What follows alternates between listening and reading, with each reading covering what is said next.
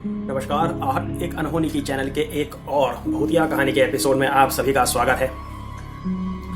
दोस्तों, आज की कहानी जितनी भूतिया है उससे भी कहीं ज़्यादा ये कहानी सेंसिटिव है और मैं तो पर्टिकुलरली इस कहानी को पढ़ने के बाद में बहुत ही ज़्यादा इमोशनल हो गया था और आप भी होंगे, क्योंकि कोई भी अगर इंसान है तो वो इमोशनल होगा ही इस कहानी को सुनने के बाद। क्या कभी सुना है आपने कि 2 महीने 3 महीने की छोटी बच्ची को प्रेत बाधा लगे? और कैसी प्रेत बाधा, सुनते जाइए कहानी में। एक लड़की है, नाम बदल देता हूं, कामिनी। कामिनी जी की शादी होती है। शादी होने के बाद में ससुराल जाते हैं। 3-4 साल ससुराल में उनके बीतते हैं। बहुत ही अच्छा ससुराल पक्ष था, कोई दिक्कत नहीं थी। उनका हस्बैंड काफ़ी अच्छे पैसे कमाने वाला है और हर तरीके से सुखी संपन्न बहुत ही अच्छा परिवार है। और 4 साल में कामिनी जी को प्रेगनेंसी होती है। प्रेगनेंसी होने के बाद में जब इनका गर्भ 7 या 8 महीने का था, उस समय पति के साथ में कहीं ये घूमने के लिए जाती हैं।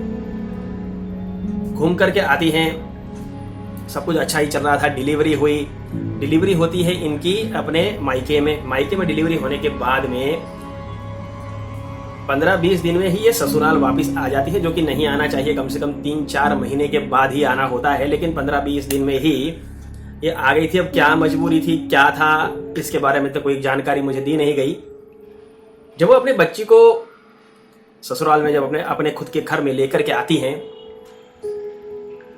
तब भी सब ठीक ही चल रहा था। सभी लोग अच्छा प्यार करते थे। बच्ची हुई थी, फूल सी बच्ची, सभी उसको बहुत प्यार करते थे। अब जैसे जैसे दिन बीतते गए, कुछ न कुछ घटनाएं अब धीरे धीरे होने लगी थी। जैसे कि बच्ची 1 महीने की हुई थी और कामिनी जी उसे अपना दूध पिला रही थी। दूध पीते पीते अचानक उन्हें अपने सीने में जलन सी होने लगी, कुछ दर्द सा मचने लगा। उन्होंने बच्ची से अपने आंचल से बच्ची को छुड़ाने के लिए किया, क्योंकि उनको बहुत ज़्यादा दर्द होने लगा था अपने सीने में। और लेकिन बच्ची कुछ इतनी ही ज़्यादा भूखी थी कि वो ब्रेस्ट फीडिंग छोड़ नहीं रही थी। काफ़ी ताकत लगी कामिनी जी को उसको छुड़ाने में। जब उन्होंने छुड़ाया तो उन्होंने देखा कि उनकी ब्रेस्ट से खून निकल रहा है, बच्ची के मुंह में खून लगा हुआ है। वो देख करके बहुत ज्यादा घबरा गई, बहुत ज्यादा डर गई कि ये क्या है, बच्ची खून पी ली। और उन्हें लगा कि जैसे मुझे कोई तकलीफ है और उसकी वजह से ये खून निकला दूध की जगह पर और बच्ची ने ये खून पी लिया है, कहीं उसकी तबीयत खराब ना हो जाए। वो अपनी सास को जाकर के तुरंत बताती हैं। डरते डरते पसीना निकल गया था उनको ये देख करके कि ये क्या हो गया, कहीं बच्ची की तबीयत ना खराब हो जाए। सास ने भी जब ये बात सुनी, वो भी बेचारी काफी ज्यादा असमंजस में पड़ गई, क्योंकि उन्होंने भी ऐसा कभी सोचा नहीं था। वैसे हर घर में ऐसा होता है कि जो बुजुर्ग महिला होती है वो ज्यादातर बच्चे और माँ के रिलेटेड जो भी अगर कोई भी प्रॉब्लम है तो उसको घर में ही उसका सॉल्यूशन निकल जाता है, क्योंकि अनुभव होता है महिलाओं को इस बात का। लेकिन यहाँ पे उनकी सास भी कुछ बोल नहीं पा रही थी, तो उसी दिन गायनेकोलॉजिस्ट का कंसल्ट करके उनके साथ में जाकर के दिखाया गया और गायनेक ने सारी जांच की। और जांच करने के बाद में दूसरे दिन रिपोर्ट आई और उन्होंने कहा कि कोई दिक्कत वाली बात नहीं है।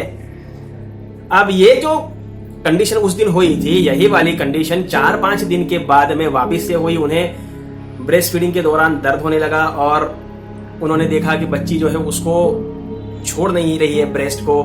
और फिर देखा, फिर से वापस वही खून। अब दोबारा जब ये हुआ, दोबारा से उन्होंने अपनी सास को बताया, फिर से वही डॉक्टर को कंसल्ट किया गया, लेकिन तब भी उसमें कुछ नहीं निकला। ऐसे करते करते तीसरी बार ये हुआ और अब उन्होंने ये चेक किया, उन्होंने ये मार्क किया कि बच्ची तब तक ब्रेस्ट फीडिंग करती रहती है जब तक कि उनकी ब्रेस्ट से खून नहीं निकलने लगता। और जब ये उनके मन में ये चीज जब आई तो वो अंदर से ही थोड़ा ज्यादा डर गई और उन्होंने अपनी सास को बताया कि माँ, मुझे लगता है कि ऐसी ऐसी कोई दिक्कत है। और ऐसे में ही जब भी उस लड़की के मुंह से खून निकलता रहता, 1-1.5 महीने की बच्ची ऐसा हंस नहीं सकती है कि हंसे तो आवाज आए। वो लिटरली ऐसा हंसी। जब उन्होंने अपनी सास को जाकर के कंप्लेन की तो लड़की हंसी यूं, मतलब आप समझ सकते हैं कि मैं तो एक्टिंग कर रहा हूं, लेकिन यूं मतलब बहुत ज्यादा क्रीपी हंसी।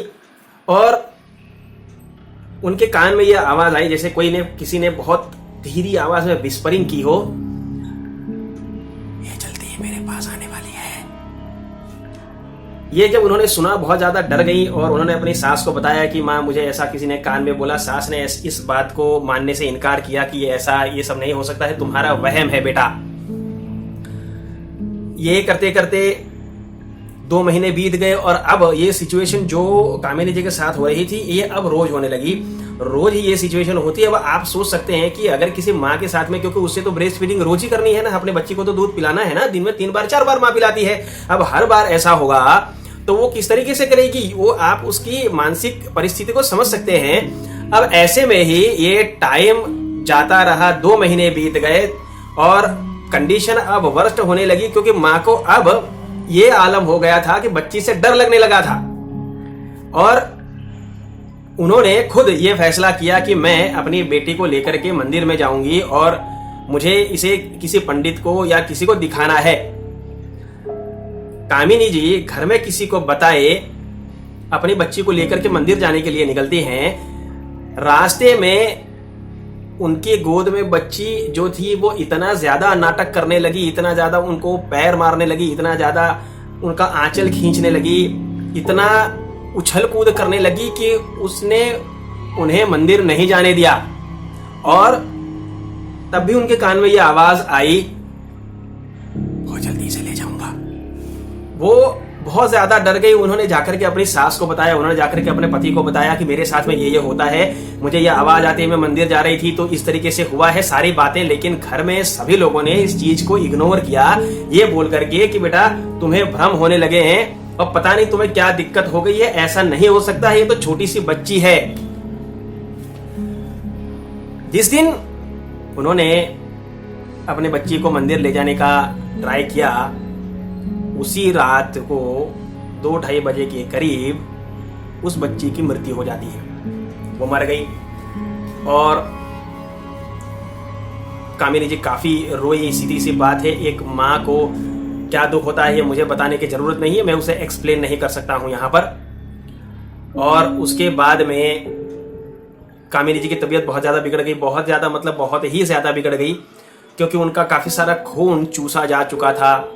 उन्हें डॉक्टर का कंसल्ट किया, 2-2.5 महीना तक वो हॉस्पिटलाइज रहीं, तब भी वो ठीक नहीं हो रही थी। जैसे तैसे करके घर में लाया गया, डॉक्टरों ने जवाब दे दिया कि ये बचने वाली नहीं है, ये कंडीशन हो चुकी थी। उसके बाद में उनकी सास ने ये सोचा कि जब हर दवाई सब कुछ कर ही चुके हैं तो भगवान को ही क्यों ना दिखाया जाए। ऐसा करके जब उन्होंने जान पहचान में बातें करना शुरू किया, तब किसी ने कुछ पहचान दिखा करके बताया कि आप किसी ऐसे ओझा को बुलाइए, उन्हें बताइए। ऐसे में एक ओझा जब इनके घर पे आते हैं, अब उन्होंने, मुझे नहीं पता क्या विधि की, क्या किया, लेकिन उन्होंने कुछ ऐसी बातें बताई जो उनका घर के सदस्यों का कहना है कि जो भी बताया था पंडित जी ने सारी बातें सही थी, वही चीजें उनके घर में होती थी। जो गूढ़ बातें हैं, कुछ बातें वीडियो में नहीं बताई जा सकती। उनके कहने के हिसाब से उनकी बच्ची के अंदर एक प्रेतात्मा थी और पैदा होने से पहले ही वो उसके साथ में लग चुकी थी। ऐसा आप कह सकते हैं कि उसके रूप में वो प्रेतात्मा ही पैदा हुई थी। और जब वो मंदिर लेके जाने की कोशिश करने लगी और उसे लगा कि अब वो ज़्यादा नहीं ठहर पाएगी, तो वो बच्ची को लेकर के चली गई, उसे मार डाला। और उसके बाद में वो कामिनी जी के पीछे लग के अब उन्हें मारने का इरादा था।